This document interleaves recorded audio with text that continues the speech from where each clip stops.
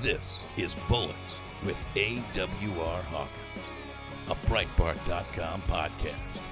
Here he is, the host of the podcast, AWR Hawkins. Folks, welcome to Bullets with AWR Hawkins, a Breitbart News podcast focused on guns, gun rights, the Second Amendment. We contend here every week that an armed citizen is a free citizen. We won't do anything different this time around, and that's because it's true. An armed citizen is able to defend his life and his liberty, and an unarmed citizen is at the mercy of his government. And that's not how our founders intended us to live. And the Second Amendment is there to guarantee we don't have to live that way.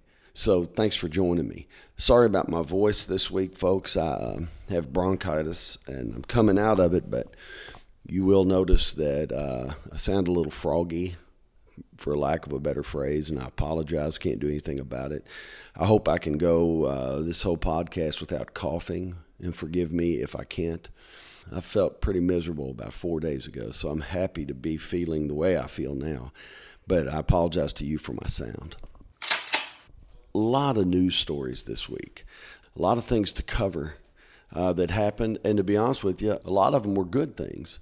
We need to get to that news, and then I have a guest, author of the book Duped, #Duped.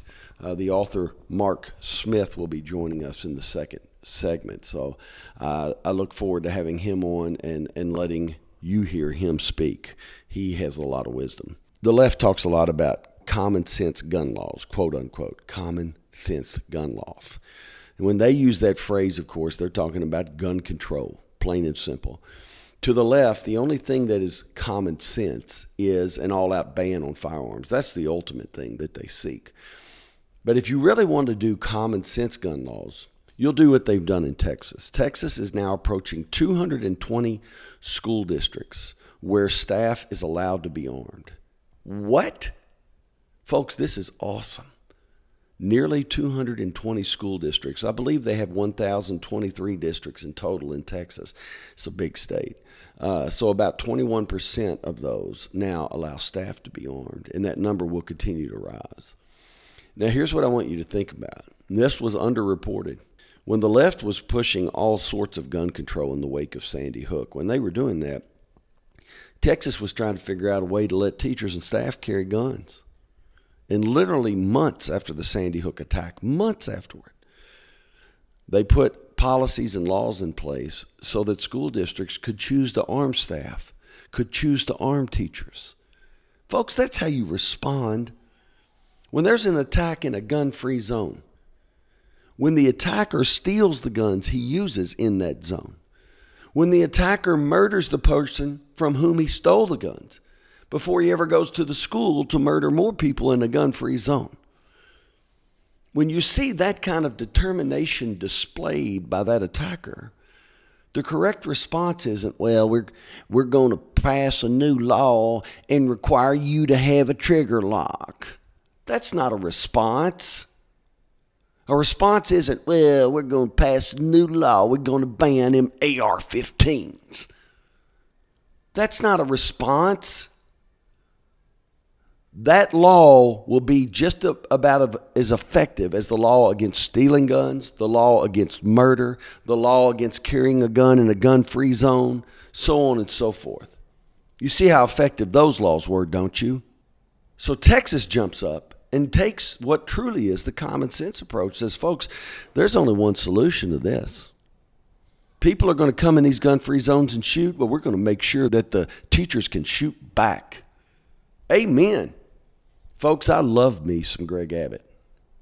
I'm serious. I love me some Greg Abbott. What a great governor. This law is expanding under him, the application of it.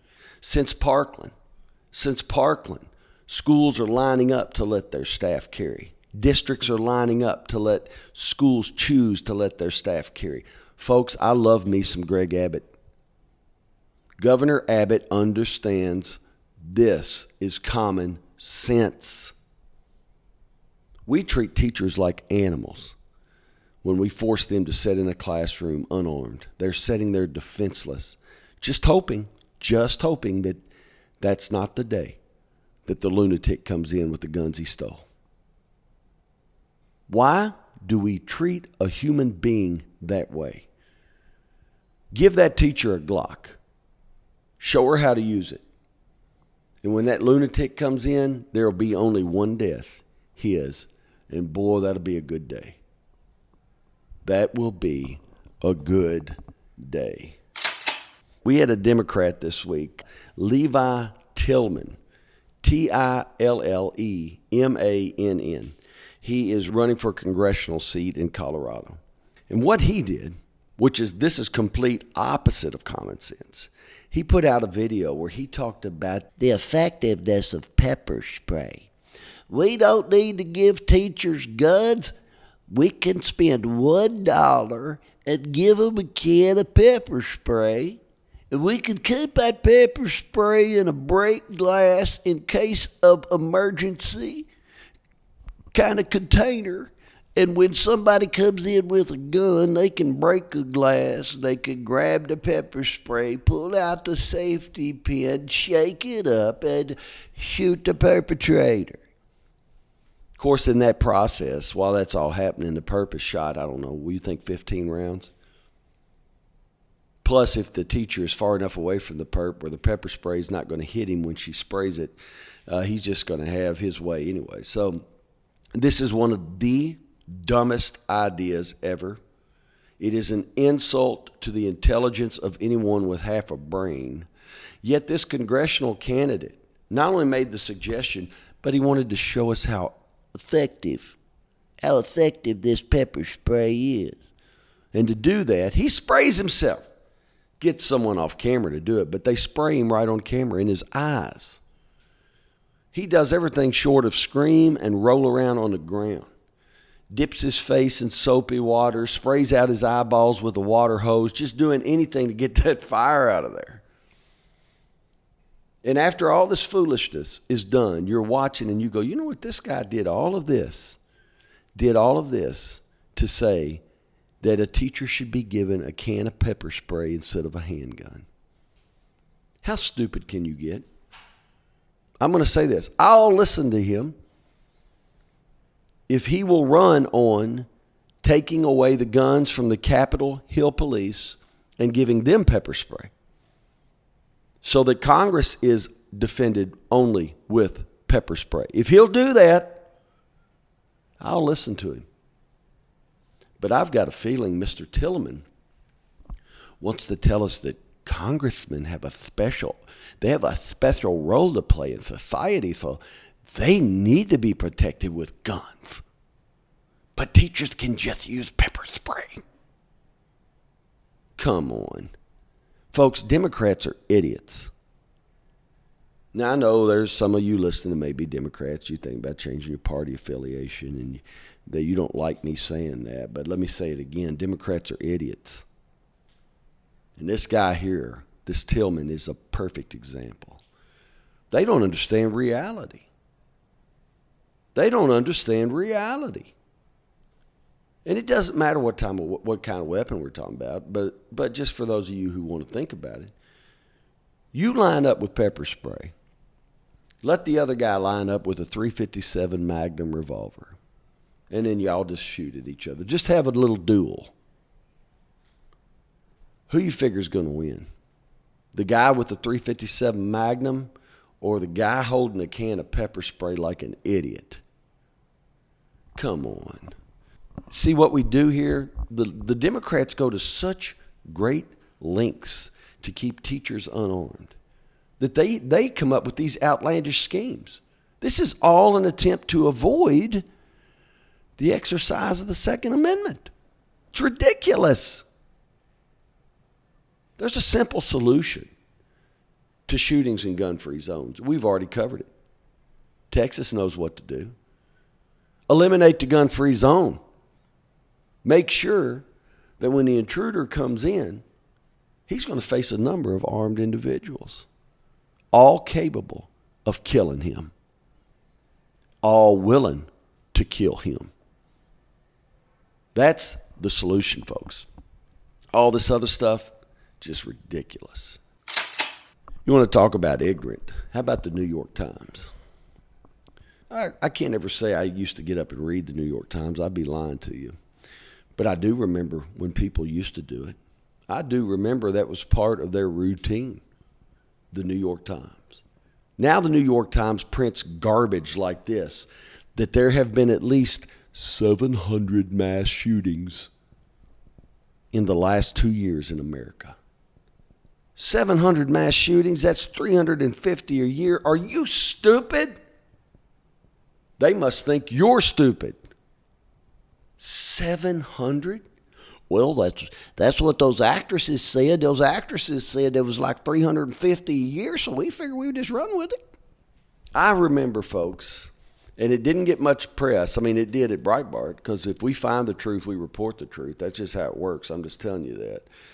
But I remember when the left was pushing this craziness, claiming that there had been either 350 or 355 mass shootings in America in the year 2015. And Mother Jones even had to rebuke that idiocy. Mother Jones editor Mark Folman, he had been keeping track of the number of mass shootings on a database.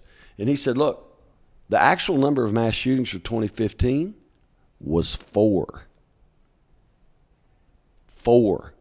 In other words, the left exaggerated the figure by 351 mass shootings. The actual number was 4. 4. They claimed 355. It's just lunacy. It's hysteria. It's ignorance. I'll tell you one thing it's not.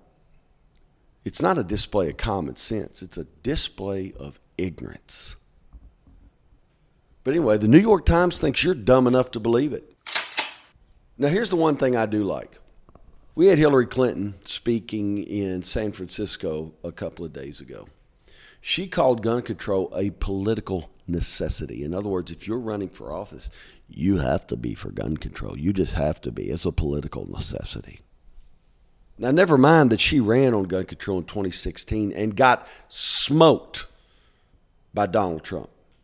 Don't ever forget that, folks. When you think gun control is winning, when you hear somebody like Hillary Clinton call it a political necessity, trying to tell candidates that this is probably the year where they're finally going to win on gun control. Democrats have been losing on it for decades, but we're finally going to win on gun control. When you hear that and you think, wow, maybe they are winning, just remember Hillary ran on gun control in 2016 and got smoked.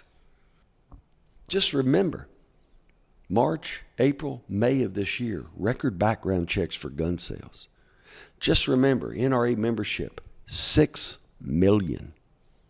Just remember, Second Amendment Foundation, ages 18 to 20, membership of that age, 18 to 20, up 1,200%. 1,200%. I could go on and on. When these people act like gun control is a winner, they are displaying the leftist tendency to try to make reality correspond to their dreams and imagination. Rather than understanding their dreams and imagination are going to have to be made to correspond to reality. And reality is this: the American people love their guns. Some of them love guns so much they collect an untold number of them. It isn't hurting anything. A lot of women collect an untold number of shoes. It isn't hurting anything. A lot of people collect cars. It isn't hurting anything. But by and large, Americans love guns because a single mom at home with her kids alone at night can sleep in peace. Can sleep in peace if she knows, should trouble come, and hope it doesn't, but should it come, she's got a Glock there at the ready. She's got a Smith & Wesson Shield 9mm there at the ready. She's got her a Sig Sauer 40 cal there at the ready. She's got that Ruger 357 Magnum revolver there at the ready. Whatever it is, she's got it. And that, my friends, is a tremendous equalizer, and it brings peace of mind. And it does empower the left. They never want to admit this, but it does empower women because it levels the playing field. And when you charge into her bedroom at night or her home at night, and when her kids are at risk or she's at risk, she doesn't have to get on her knees and beg for mercy. She doesn't have to plead with you, please don't hurt my children. No. She just points that gun at you and pulls the trigger. And that's all she wrote. Ball game. And the police come and they put you in a sack and zip it up and carry you out. And you know what you did? You crossed the wrong woman.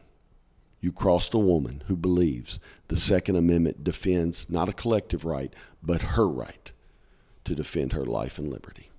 Folks, you're listening to Bullets with AWR Hawkins. We'll be back right after this. Breitbart News Daily with Alex Marlowe. Why did we see some of the Republican kissing of Mark Zuckerberg that was taking place? I called it kissing the ring because I felt like every single person practically had to kiss the ring of this guy, who wants to do nothing except get all those people out of office. So, bizarre behavior from the Republicans. Breitbart News Daily, weekdays at 6 a.m. Eastern on Sirius XM Patriot 125. This is Bullets with AWR Hawkins, a Breitbart.com podcast. Here once again is AWR Hawkins. Folks, welcome back to Bullets with AWR Hawkins. Great to have as a guest today Mark Smith. Mark Smith has a new book out, Duped. You can get the book on Amazon right now. Sales took off on day one, and they continue to go. And the book looks at how Parkland school gun control activists, I mean, I know it's a big conglomeration of words there, but the people who have emerged pushing gun control post-Parkland, Smith looks at how these people are basically at war with your freedom. And they're trying to take away your rights. And I don't want to run ahead of him too much. I want him to be able to explain these things. But Mark was kind enough to come on and talk to us. His arguments are important. His observations are crucial. Mark, thanks for making time to be with us. No, thanks for having me on to discuss the new book, #Duped, how the anti-gun lobby exploits the Parkland school shooting and how gun owners can fight back. And as I'm sure your listeners now know, because they're probably being inundated this week with the mainstream media's fawning attention toward David Hogg and his new book about gun control, I wanted to write a book so that we could respond to David Hogg's book that came out this week, because often, as you know, only one side of the role of guns in society is told by the mainstream media, and they never cover the good aspects of guns, even though, frankly, the mainstream media is surrounded by guys with guns every day protecting their lives, but then they don't want us to have our own guns to protect our own lives, do they? Right. I mean, the hypocrisy is unbelievable. Look, you make an argument in your book, and actually it's an observation because it's irrefutable, but why don't you explain to us, you make the point that these gun controllers, and particularly the students who are just mouthpieces for other people, but they're not really pushing for a ban on this type of weapon or one more law here. They're part of a bigger vision of a gun-free world. And you make the point that that's the threat that Americans have to understand. That's what we're really up against. Can you elaborate on that? Sure. The gun control movement in the United States over the last several decades has largely been discredited as more and more proof comes out through the internet and whatnot of the importance of guns saving lives.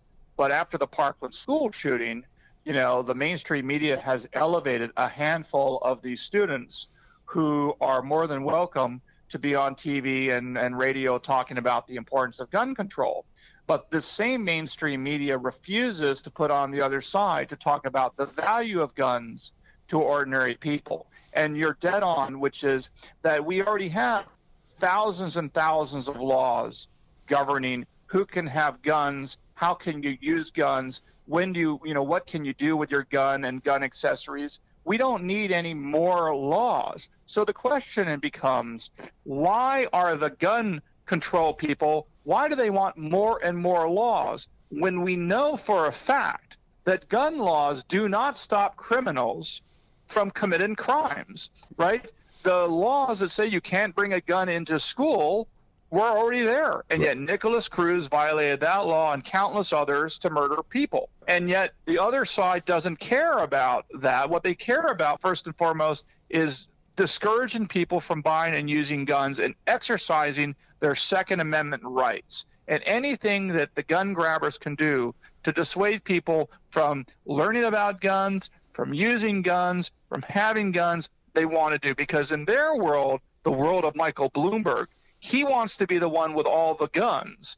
And we don't have any guns. That's what he wants, and the George Clooney's of the world want. You know, when it comes to their lives, they're surrounded with guys with guns, and they don't want us to have the guns. Right. But you're absolutely right. There's no need for moral laws. We already have plenty of laws on the books, but the only people these laws affect, of course, are you and me and law-abiding citizens, because we're the only ones who will follow the law. Right. I'm going to your point of how many laws we have and how one more law is not going to stop a criminal and different things. And I heard Hillary Clinton, I'm writing a story on her right now, as a matter of fact. She spoke in San Francisco and talked about how she remembers the tragedy of Columbine, which I'm not saying it wasn't a tragedy, but she's using that as a push for more gun control. And what they never talk about is Columbine happened right in the middle of the Democrats' dream law, the assault weapons ban. It was in effect. But it didn't do anything to stop those two attackers because, to your point, attackers, people focused on taking innocent life, they have no interest in following a law, whether it's a gun-free campus law, an assault weapons ban, whatever it is. They're going to get their hands on whatever weapon they need to carry out the heinous act they have planned. And the only thing that's going to stop them, the only thing, and you point this out in your book, the only thing that's going to stop them is if there's a good guy with a gun ready to answer the call at that moment. That's right. And, you know, one of the things that I do in the book Duped is I talk in great detail about comparing the countries of the Western Hemisphere, okay? And this is something that's often not done, but I've done specifically, which is to compare the violence and the murder rates between the United States and all the Latin American, Central American, South American countries, almost all of which basically are gun-free zones, right? Brazil and these places, very hard to get guns. Mexico only has a single gun store in the whole country. And yet if you look at the crime and the murder rates comparing the United States, which has lots of guns, when these other South American and Central American countries, which have no private gun ownership rights for all intents and purposes, guess what? We're the safest country in the Western Hemisphere when you compare it to all those other countries to our south. And no one wants to talk about that on the other side. That just demonstrates that you can have all these unlimited gun laws like they do in Latin America, and guess what? People still get killed all the time with guns, among other things. You just basically let the criminals run rampant over law-abiding citizens that are disarmed. And I talk in great detail about that, and that's why, as you know, A-Dub, the mass murderers like to go to gun-free zones because there's no one there to shoot back. That's why they love to go to schools, and that's why, in my opinion, we really should have more armed folks at schools, just like we have armed folks at police stations, at airports, and surrounding liberal politicians. Right. Again, as I always like to ask, if guns don't protect people from bad people, then why does the president surround himself with guns? Why does the Secret Service use the guns? What's the point of the guns? Right. I know we can't cover every point of your book, but as a way to kind of wind down here together, why don't you give listeners an idea? They're going to need to read the book to get the whole picture, but give them an idea. How can we fight back? Because a lot of what you're talking about, it's both outrageous and it's depressing when you think about the forces that are arrayed against us. How can we fight back? I know there's some points you've made in your book. Can you share just one with us? The most important thing that gun owners can do to fight back is you have to become an unapologetic advocate for guns in the Second Amendment. Do not hesitate to defend guns and talk about the importance of guns. Of course, you have to learn about gun safety, and you can write checks to gun groups and you got to vote and all that. That's all great. But you need to, when you talk to your friend, you talk to your neighbors, you talk to the people at work and whatnot, you need to have a simple conversation with them. And when I talk, I live in New York City, so I'm surrounded by people that don't know anything about guns or don't like guns because they don't know anything about guns. They've never experienced it. So I ask them a simple question. When evil comes to their door, when they encounter a criminal predator that wants to take their life or the life of their family, I simply ask them, what exactly is your plan to defend yourself and your kids? You're going to call 911? Well, what's the point of calling 911? Assuming they even show up, guess what? 911 is going to send police with guns.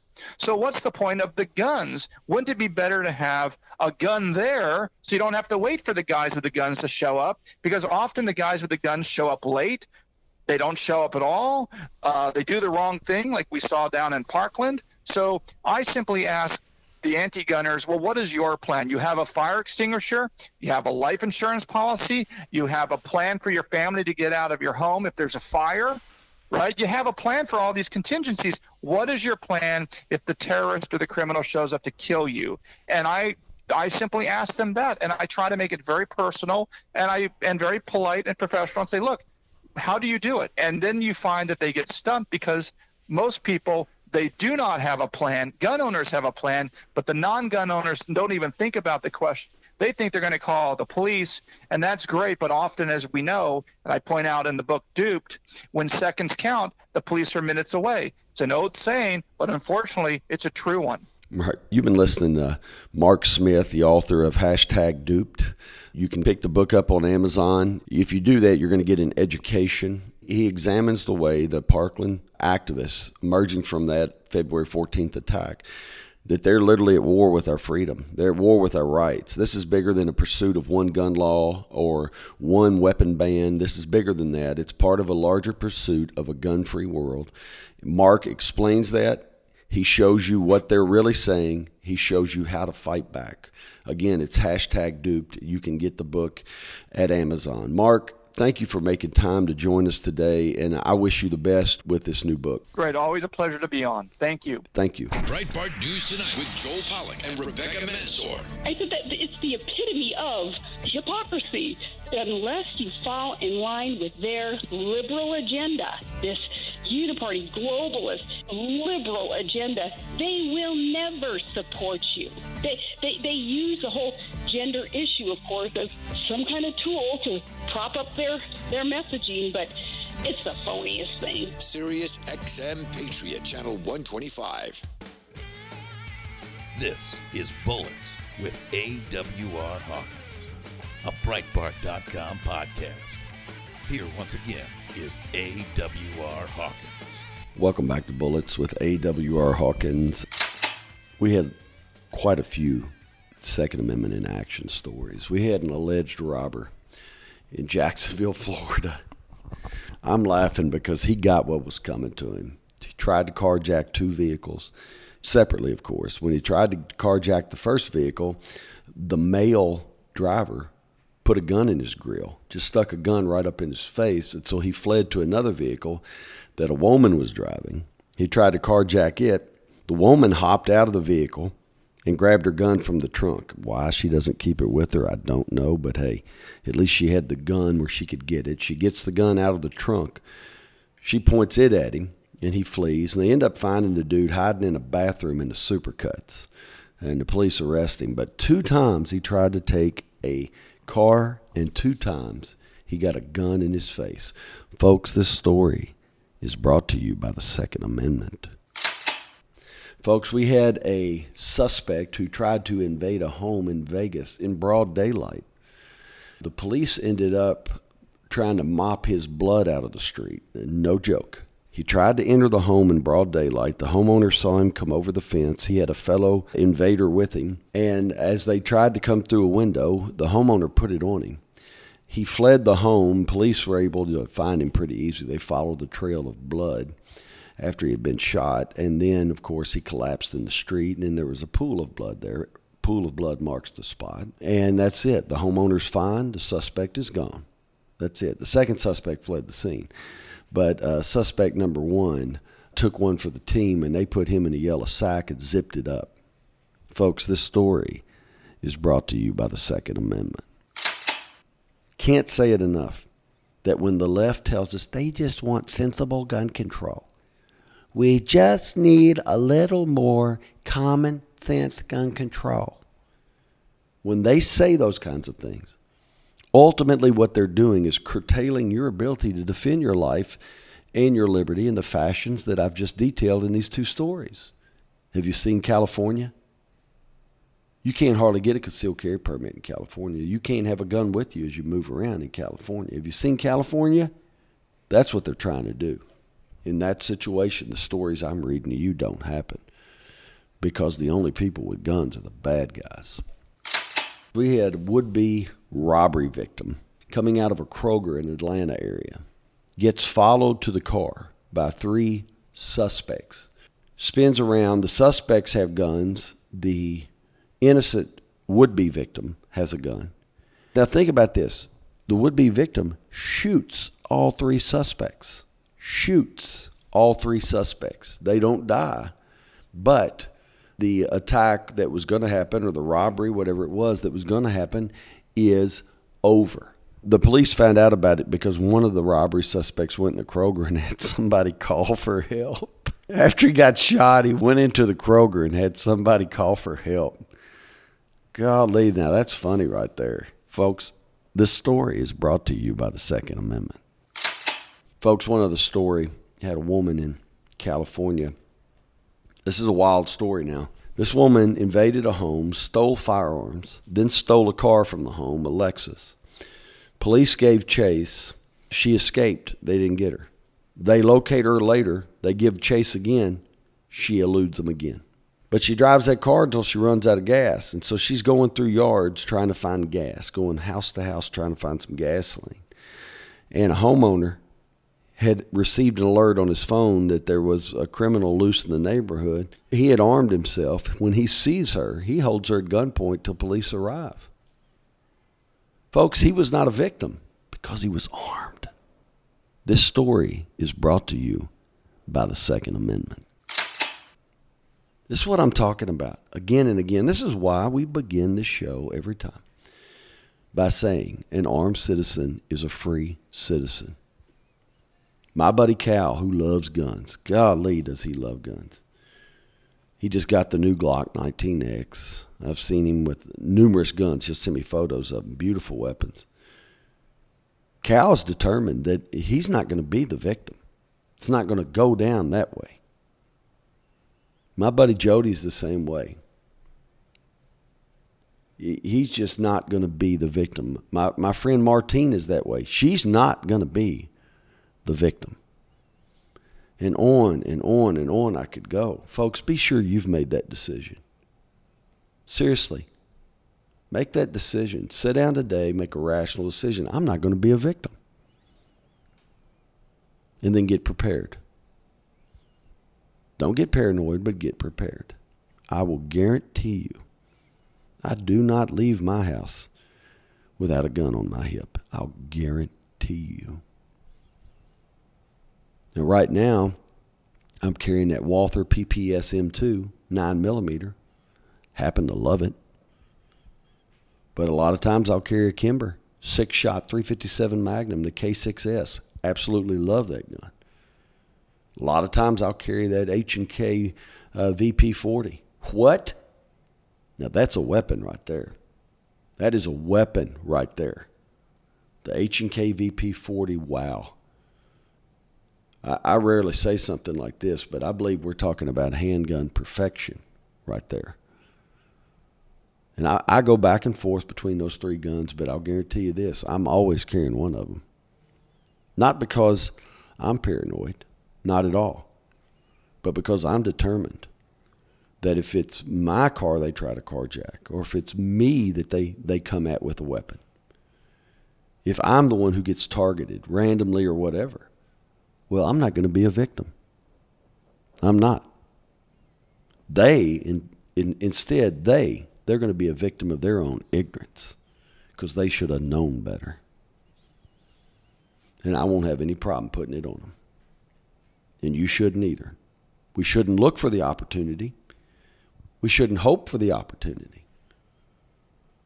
But we should be prepared in case we are put in that situation. Just a rational decision. Sit down and make it right now. And if you don't own a gun, go shopping and get one. And if you're not sure what gun is best for you, email me, awrhawkins@breitbart.com, and let's talk about it. Folks, you're listening to Bullets with AWR Hawkins. Glad you joined me this week. Have all your friends, your family members, your coworkers go to iTunes and subscribe to the podcast, and it's free. It downloads to your phone every Tuesday. And after you do that, have them go back to the first page there and give us 5-star reviews. We need all the reviews we can get, all the great reviews we can get. And, pursue Mark's book, too. I think Mark was a great guest. His book, Duped, is a great book. It's a good book to read and understand exactly what the left is trying to do. Folks, until we're together again next week, always keep in mind, more guns equal more freedom. Sonny's Corner with Sonny Johnson. Everything in hip-hop is not bad. Kanye agreed with us, so let's love him today until he raps tomorrow and you turn your back. Because if you jump off when the fun of the moment is over, then you are in fact making Kanye the token he is accused of being. So please, don't do that. Don't go there. Sonny's Corner with Sonny Johnson. Saturday from 1 to 3 p.m. East on Sirius XM Patriot 125.